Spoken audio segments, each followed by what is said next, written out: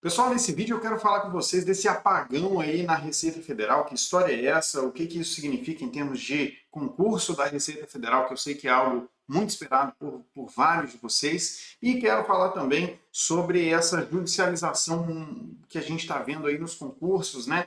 Agora mesmo na PCDF, candidato conseguindo mudar gabarito de questão, e às vezes só muda para ele, não muda para todo mundo, só muda para ele, né? Vamos entender, isso acaba gerando algumas distorções aí. Vamos entender um pouquinho dessas duas coisas aqui, vamos debater juntos aqui, tá? Lembrando, antes de tudo, lembra de deixar o joinha aí, senão eu esqueço mesmo. Deixa o joinha aqui no vídeo, se inscreve aqui no canal se você não está inscrito ainda, aproveita, aperta aquele sininho lá, nem sei se existe ele ainda, mas aperta lá para você ser notificado dos vídeos que a gente produz aqui para vocês. A gente está sempre tentando acompanhar as novidades para deixar vocês a par do que realmente está acontecendo no mundo dos concursos. Então vamos lá, pessoal. Eu quero começar falando então dessa história do apagão aí da Receita Federal, né? Todos sabem, eu fui auditor da Receita Federal, trabalhei lá por 6 anos, então acho que eu tenho propriedade para falar com essa visão de quem já esteve lá dentro, quem foi auditor em Manaus, lá no Porto de Manaus, fui auditor lá na Alfândega de Guarulhos, chefiei, né, equipes tanto em Manaus como em Guarulhos,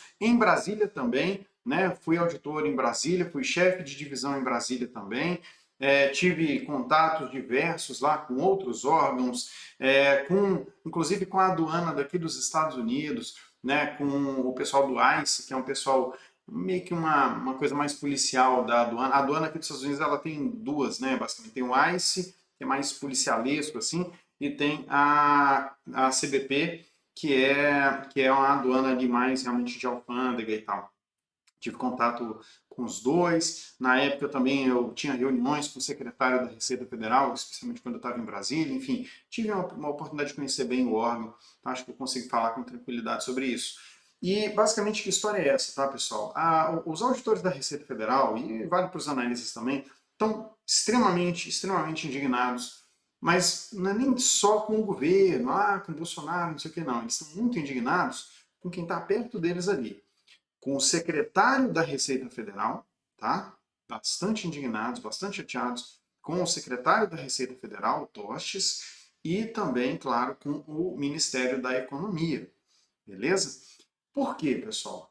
Porque eles estão se sentindo bastante desprestigiados. E, de fato, eu acho que estão desprestigiados mesmo, né? Nós tivemos aí a autorização de 1.500 vagas lá na Polícia Federal, 1.500 vagas na PRF, 300 e tantas vagas no DEPEN. Tivemos, vamos ter agora, né, o concurso da AGU 375, AGU não, CGU, né, 375 vagas. Todos esses concursos que eu estou citando são concursos do Poder Executivo Federal. IBAMA, saiu edital, ICMBio, né, todos esses concursos são do Poder Executivo Federal. São concursos que foram assinados lá, a autorização foi assinada lá pelo Ministério da Economia.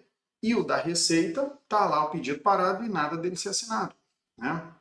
Isso tem gerado uma insatisfação crescente, tanto pelo desprestígio, mas também por outras questões, né? Por exemplo, os auditores que estão nas fronteiras, eles estão extremamente chateados e estão pressionando bastante o sindicato para que o sindicato haja, né? Eles também estão eles estão organizados também, estão procurando participar de reuniões diretamente com o secretário e tudo mais, porque eles estão nas fronteiras desde 2015, né? Desde 2015. O concurso foi 2014, entrou ali a primeira turma, daí 2015 entrou a segunda turma, e aí a galera que estava na fronteira saiu, o pessoal ficou ali e eles são na fronteira desde 2015. Né? A gente às vezes quer, sei lá, o cara é de Minas Gerais, ele está lá em Pacaraima, até hoje. Tá? Então, dá para compreender a situação deles. Né? Todo mundo entra na Receita Federal sabendo que você vai pagar um pedágio, você vai ficar um tempo numa cidade que é distante da sua cidade natal, que às vezes é menor, tem infraestrutura, acessos a serviços e tal mais prejudicados, mas você sabe que aquilo é uma coisa temporária, mas ninguém imagina que você vai ficar tanto tempo assim. Né? No meu caso, eu fiquei 1 ano e meio. Tá? E era em Manaus, capital, cidade grande, cidade boa, né? Bem diferente. Então, assim, tem toda essa insatisfação e junta com outras coisas, questão de bônus, do bônus de produtividade lá, que está faltando alguma regulamentação.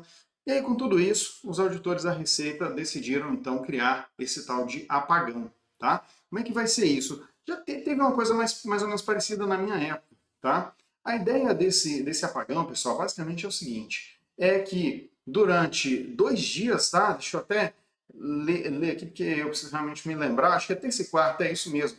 Nas terças e nas quartas-feiras, então, os auditores vão fazer uma espécie de paralisação, tá? Nesses dias aí, o que significa essa paralisação? Eles chamam de meta zero, né?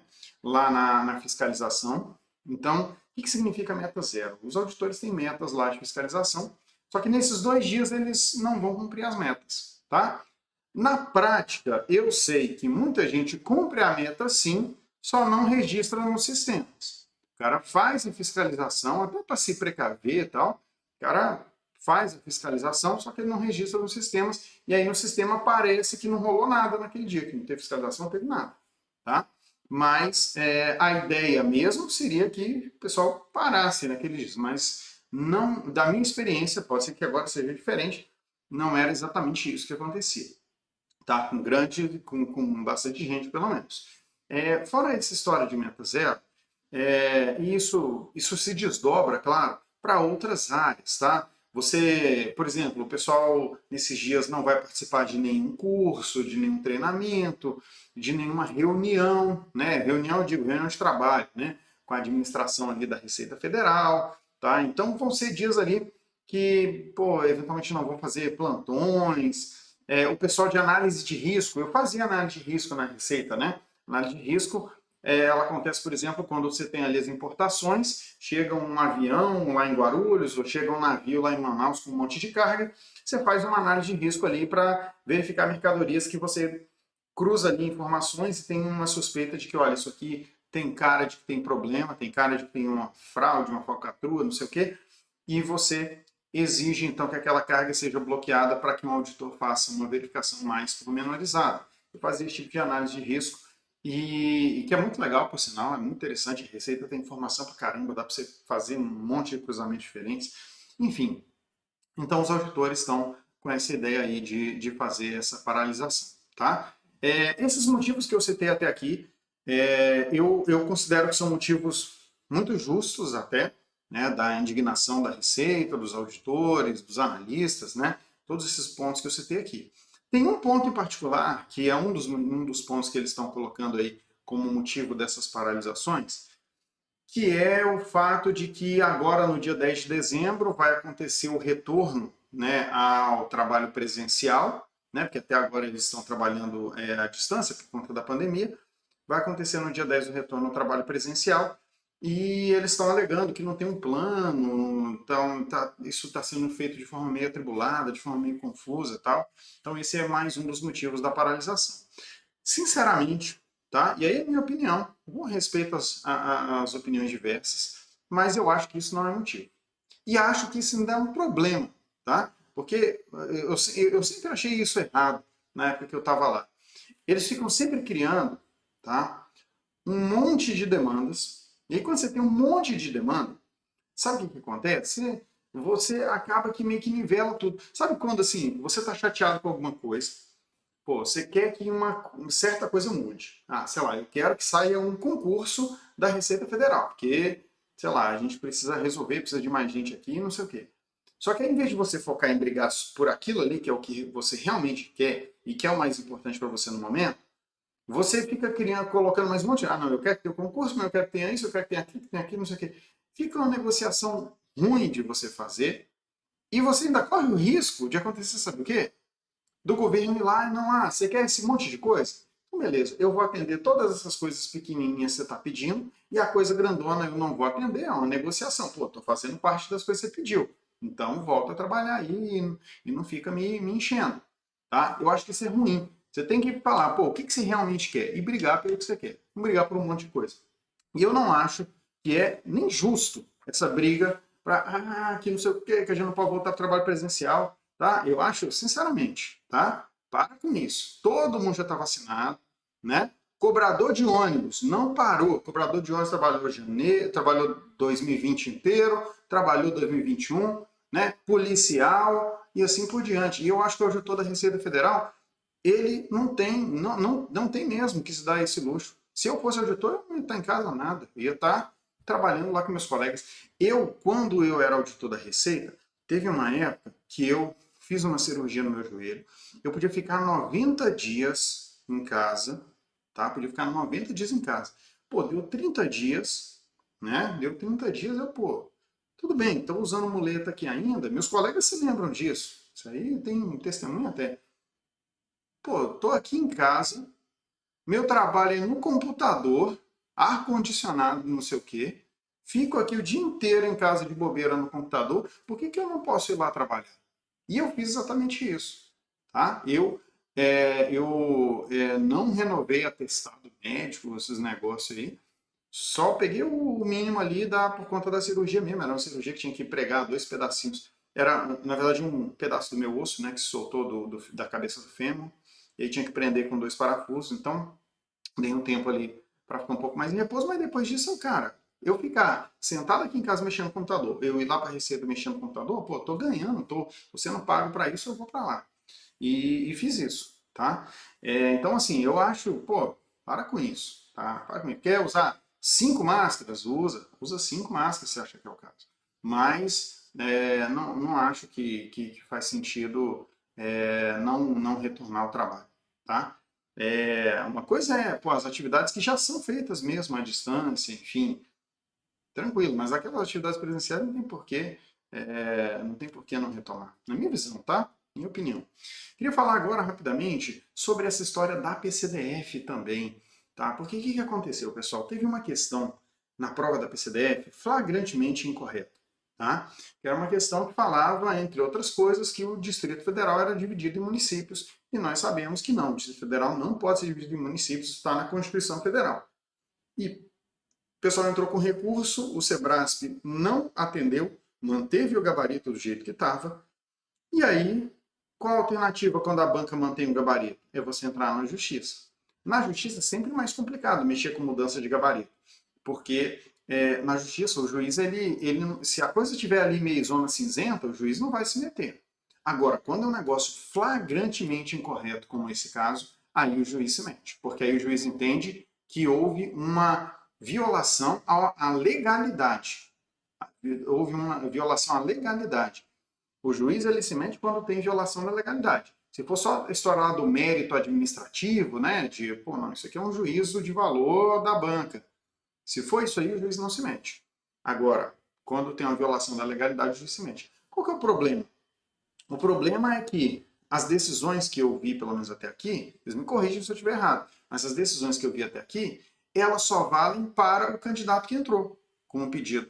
Então, acho que foram umas 2 liminares, pelo menos, que eu vi. Em ambos os casos, o candidato ganhou e o juiz falou lá, ó, para esse candidato aqui, muda o gabarito da questão de certo para errado.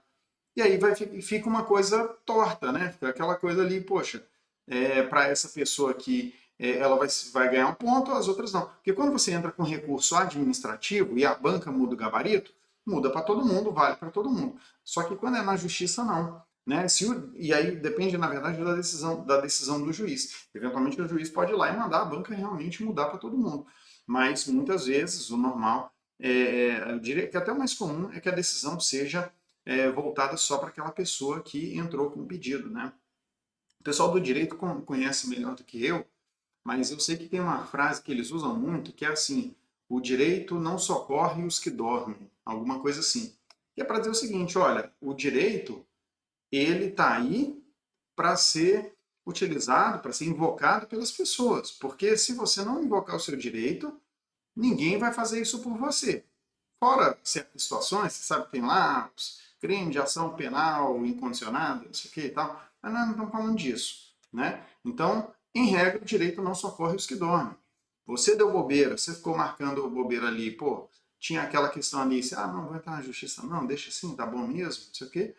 Você corre esse risco. Então acaba sendo um problema para mim. Eu acho que nessas situações o próprio juiz já deveria, porque ele não fica vinculado, né, na hora do juiz tomar a decisão, ele não fica exatamente vinculado ao que foi pedido ali, pelo menos é onde eu sei, né? Ele pode tomar uma decisão que ele percebe, não, se eu mudar só para esse candidato aqui, eu vou distorcer o concurso. Então é melhor que eu tome a decisão pensando no todo, uma decisão de caráter mais geral. Mas, sinceramente, eu não sei se o juiz pode fazer isso, então não vou nem ficar falando demais. Se vocês quiserem me corrigir, corrijam aqui, é ótimo até, tá?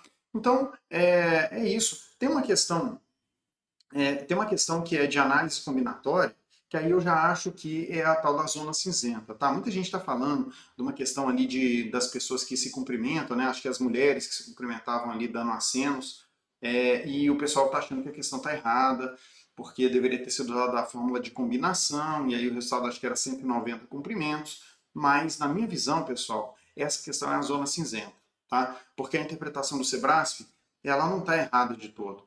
Tá? A interpretação do Sebrasf é o seguinte: se fosse uma questão sobre aperto de mão, tudo bem. Quando duas pessoas apertam a mão, é um aperto de mão só. São duas pessoas aqui, mas é um aperto de mão só.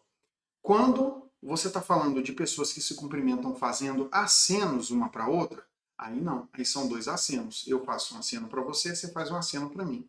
Então tem que contar os dois. Essa que é a visão do Sebrasf, tá? Dizendo lá que os acenos não são recíprocos, não sei o quê. Basicamente é isso. Se for aperto de mão, é um só para duas pessoas. Se for aceno, são dois acenos. Você tem que contar os dois, tá? Era isso que eu queria trazer para vocês. Um abraço para vocês, pessoal. Deixem um joinha no vídeo, se inscrevam aqui no canal. Até mais. Ah, e claro, tem aqui o nosso clube de membros, né? Aqueles que quiserem fazer parte, vai ser uma honra ter vocês aqui com a gente. Tem um botãozinho aqui para você se tornar membro do canal também. Um abraço, valeu.